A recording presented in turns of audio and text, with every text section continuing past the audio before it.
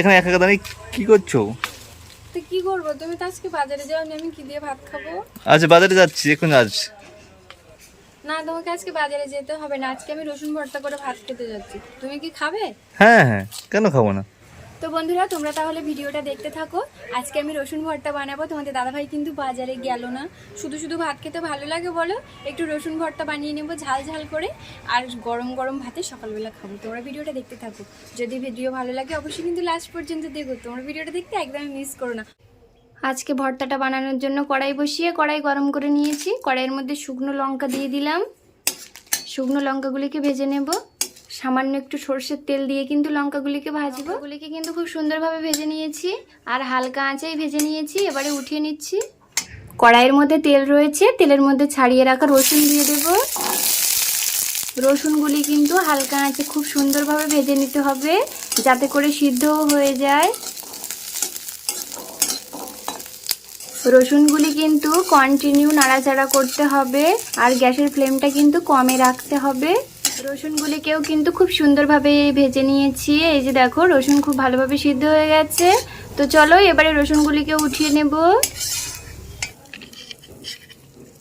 কড়াইয়ের মধ্যে সামান্য সর্ষের তেল দেব। আমি একটা পেঁয়াজ কেটে রেখেছিলাম, পেঁয়াজটা তেলের মধ্যে দিয়ে দিচ্ছি। পেঁয়াজ দিয়েও কিন্তু হালকা আঁচে পেঁয়াজগুলিকে ভেজে নেব, তবে পেঁয়াজগুলিকে খুব বেশি ভাজবো না, হালকাভাবে ভেজে নিচ্ছি। পেঁয়াজগুলিকেও কিন্তু ভাজা ভাজা করে নিয়েছি, তবে আগেই বলেছি খুব বেশি ভাজবো না, হালকা ভেজে নিয়েছি। এবারে পেঁয়াজগুলিকে উঠিয়ে নেব। সব কিছু খুব সুন্দরভাবে ভেজে নিয়েছি। রসুন, পেঁয়াজ, শুকনো লঙ্কা সব কিছু কিন্তু ভেজে নিয়েছি। এবারে ভর্তাটা বানিয়ে নেব। সবার প্রথমে দিয়ে দিচ্ছি লবণ। লবণ দিয়ে দিয়েছি। এবারে লঙ্কা খুব ভালোভাবে লবণের সাথে মেখে নিচ্ছি। লঙ্কা কিন্তু অবশ্যই খুব সুন্দরভাবে হালকা আঁচে ভাজবে, না হলে কিন্তু মুচমুচে হবে না লঙ্কা ভাজা। এবারে আমি রসুনগুলিকেও মেখে নিচ্ছি। তোমরা কিন্তু এই রসুন শিলে বেটে নিতে পারো, আমি শিলে বাটবো না, যেহেতু রসুন খুব ভালোভাবেই সিদ্ধ হয়ে গেছে। শিলে বাটার কোনো প্রয়োজন নেই, হাতে মেখে নিলেই যথেষ্ট।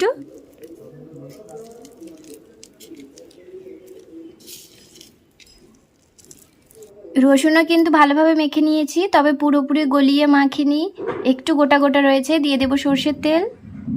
সর্ষের তেল দিয়ে দিয়েছি। পেঁয়াজ, রসুন আর ভাজা লঙ্কা একসাথে খুব ভালোভাবে এবারে মেখে নেব। আর এই ভর্তা বানানোর আগে থেকেই রসুন যে ভাজা হয়েছে, এত সুন্দর একটা গন্ধ বেরোচ্ছে বন্ধুরা, কি বলবো, তোমরা না বানালে বুঝতেই পারবে না। তো চলো এবারে খুব ভালোভাবে আমি মেখে নিচ্ছি ভর্তাটা। তো বন্ধুরা, আজকে রসুনের ভর্তাটা কিন্তু রেডি হয়ে গেছে। কত সুন্দর লাগছে না দেখতে, খেতেও কিন্তু সেই স্বাদ হয়। শীতের সকালে গরম গরম ভাতে যদি এরকম ভর্তা থাকে তাহলে তো আর কিছুই লাগবে না। আর একটু ঝাল ঝাল কিন্তু অবশ্যই রাখতে হবে, যত ঝাল হবে ভর্তা তত খেতেই ভালো লাগবে। তো চলো, এখানে একটা প্লেটে আমি ভাত নিয়ে নিয়েছি, ভর্তা নিয়ে নেব। তো বন্ধুরা, এখানে কিন্তু আমি একটু ভাত নিয়ে নিয়েছি, গরম ভাত আর গরম গরম রসুনের ভর্তা, আর এখানে রয়েছে একটা টুকরো কাঁচা পেঁয়াজ। তো চলো টেস্ট করে দেখা যাক কেমন হয়েছে। আর এরকম ভর্তা তোমরা ঘরে বানিও। কে কে খেতে পছন্দ করো এরকম ভর্তা আমাকে কমেন্ট করে জানিও। তো চলো টেস্ট করে দেখি। উফ, কি লোভ লাগছে। তো চলো, ঝাল ঝাল ভর্তা প্রথমে তোমাদের দাদাভাইকে দিই, খেয়ে বলুক কেমন হয়েছে। তো বন্ধুরা, এই যে দেখো রোদ্দুরে নিয়ে চলে এসেছি, আর এখন সকালবেলা উফ গরম গরম ভর্তা। চলো, তোমাদের দাদাভাই অতটা ঝাল খেতে চায় না, আজকে ওকে দিয়ে টেস্ট করাবো কেমন হয়েছে বলবে। তো চলো এবারে দেখো বন্ধুরা কি রিয়াকশানটাই না হয়। জানো তো, ঝাল দিইনি আজকে রে, শুকনো শুকনো করে মেখেছি আর একটু লঙ্কা দিয়েছি। তো বন্ধুরা চলো, এইবারে তো শুরু হবে কেমন ঝাল।